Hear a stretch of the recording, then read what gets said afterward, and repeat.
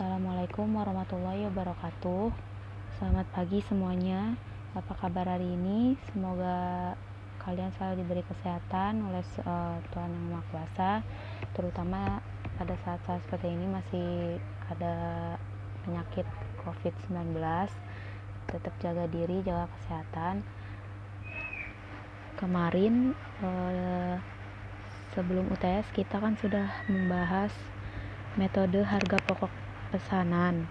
Untuk materi setelah UTS sampai nanti ke UAS kita akan membahas metode harga pokok proses dalam inventarisasi fisik. Nah, untuk penjelasan lebih lanjutnya akan Ibu jelaskan.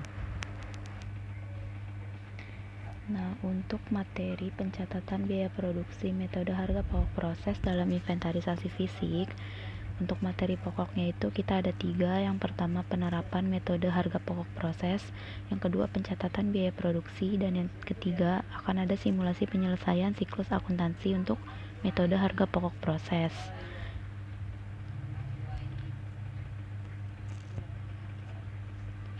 Nah, yang pertama di sini perusahaan manufaktur yang memproduksi hanya satu jenis produk itu akan mengumpulkan biaya yang dipakai untuk pembuatan produknya itu dengan metode harga pokok proses.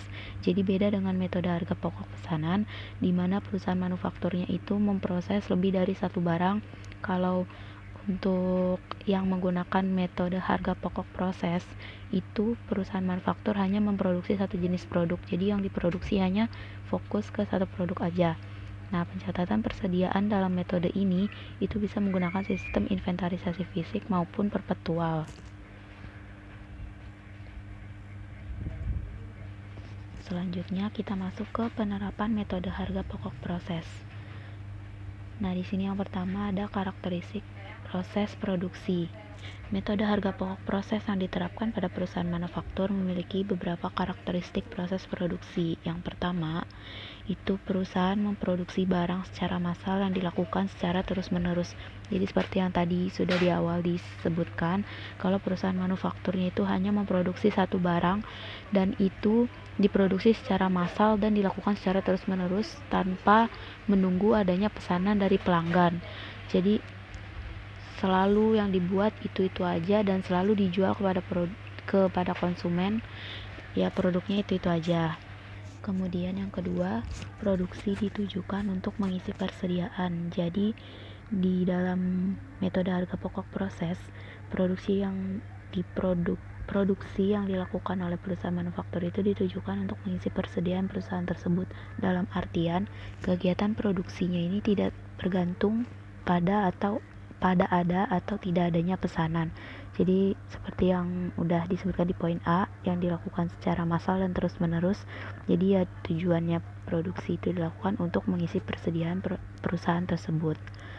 Nah, kemudian yang ketiga, produk yang dihasilkan merupakan produk standar yang ditetapkan perusahaan. Jadi produk yang dihasilkan ini merupakan produk yang udah standar yang ditetapkan oleh perusahaan tersebut. Jadi setiap unit produk yang dihasilkan itu harus mempunyai bentuk, ukuran, dan kualitas yang sama dari setiap produksinya. Jadi perusahaan ini terus menjual produk yang mereka hasilkan kepada pelanggan itu tuh dalam bentuk, ukuran, dan kualitas yang selalu sama sehingga tidak mengecewakan pelanggannya. Nah, di sini ada contoh dari perusahaan manufaktur yang memiliki karakteristik seperti yang 3 ini, yaitu seperti perusahaan bahan kimia, minyak bumi, pabrik, tekstil, baja, karet, semen, terigu, dan masih ada banyak lagi yang seperti yang dicontohkan di sini. Bisa dibaca sendiri.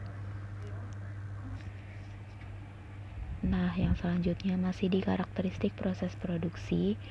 Di metode harga pokok proses merupakan metode penentuan harga pokok produk dengan cara mengumpulkan biaya produksi yang terjadi dalam suatu periode kemudian dibagikan sama rata pada produk yang dihasilkan dalam periode yang bersangkutan.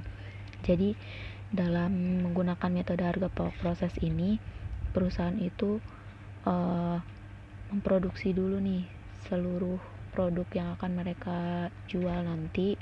Nah, setelah produknya ini jadi, baru tuh seluruh biaya yang digunakan dalam produksi barang tersebut dihitung seluruhnya dan akan dibagikan sama rata dengan jumlah produk yang dihasilkan oleh perusahaan tersebut. Nah, di harga pokok tiap unit satuan produknya ini dihitung dengan cara membagi jumlah biaya produksi yang terjadi dalam satu periode dengan jumlah satuan produk yang dihasilkan dalam periode yang bersangkutan. Nah, di sini ada contohnya, yaitu pabrik baja pada bulan April 2020 memiliki data-data yaitu bahan baku dan bahan penolongnya sebesar 33.800.000, biaya tenaga kerjanya 20 juta, BOP-nya 12.200.000. Nah, sehingga jumlah biaya produksi bulan April 2020 itu 66 juta. Nah, diketahui produk selesai bulan April 2020 sebanyak 120.000 unit. Sehingga kita dapat menghitung harga pokok tiap unit baja, yaitu dari total biaya produksi bulan April yang sebesar 66 juta kita bagikan dengan unit yang selesai yaitu 120.000, sehingga harga pokok tiap unit bajanya itu sebesar Rp550.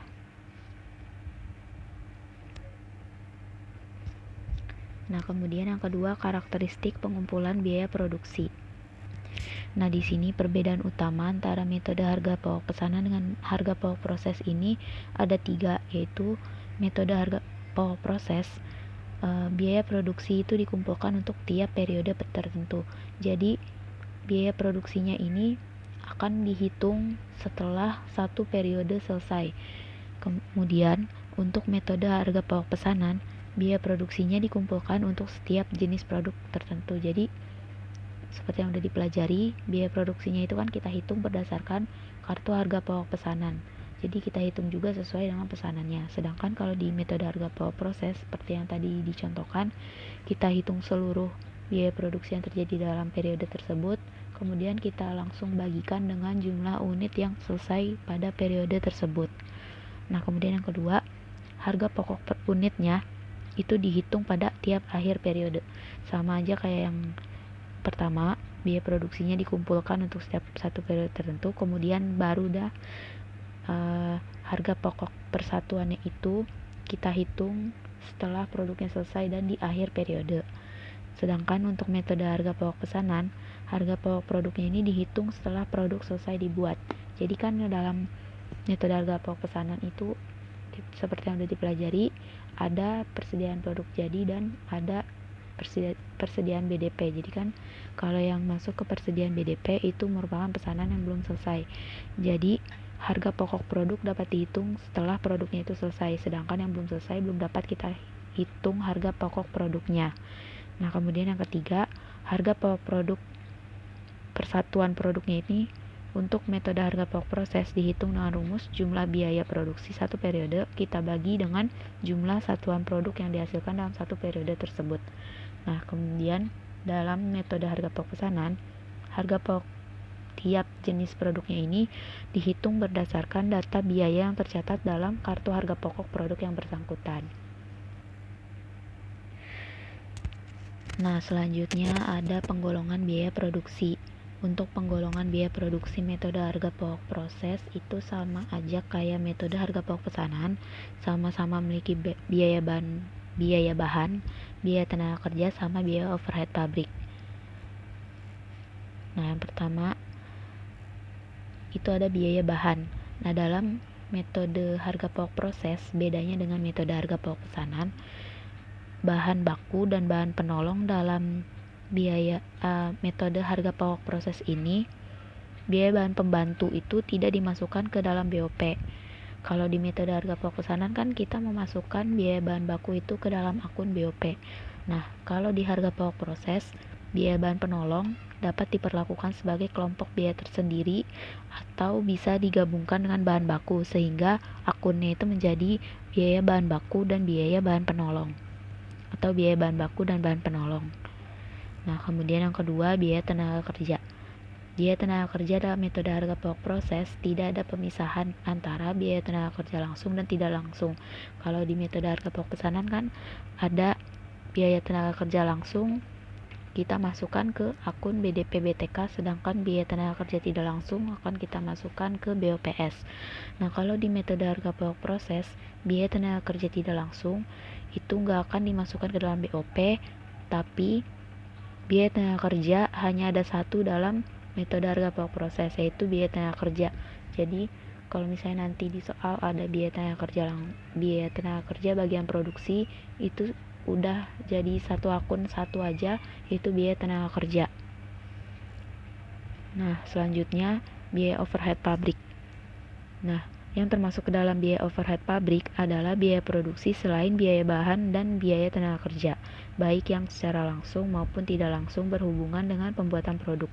Sama aja seperti BOP di metode harga pokok pesanan, cuman bedanya untuk yang bahan penolong sama biaya tenaga kerja tidak langsung itu nggak dimasukkan lagi ke dalam BOP.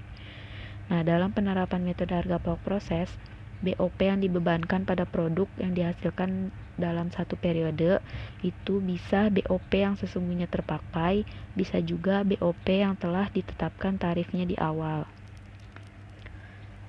Nah, di sini maksudnya apa?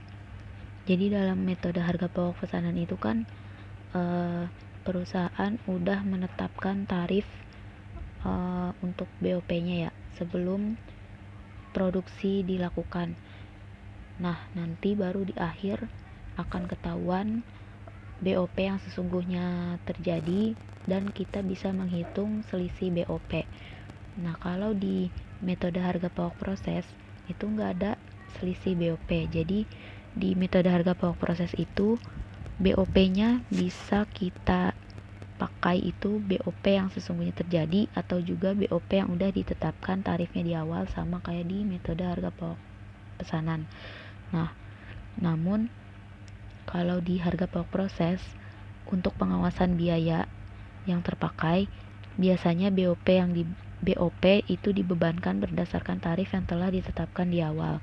Jadi sama seperti yang metode harga pokok pesanan, di proses juga ada BOP yang udah ditetapkan tarifnya di awal. Sekian untuk materi pada pertemuan kali ini. Nanti kalau misalnya masih ada yang belum paham, bisa kalian tanyakan di grup WA. Kemudian nanti untuk PowerPoint-nya akan Ibu share di Google Classroom. Sekian penjelasan dari Ibu. Kurang lebihnya mohon maaf. Wassalamualaikum warahmatullahi wabarakatuh.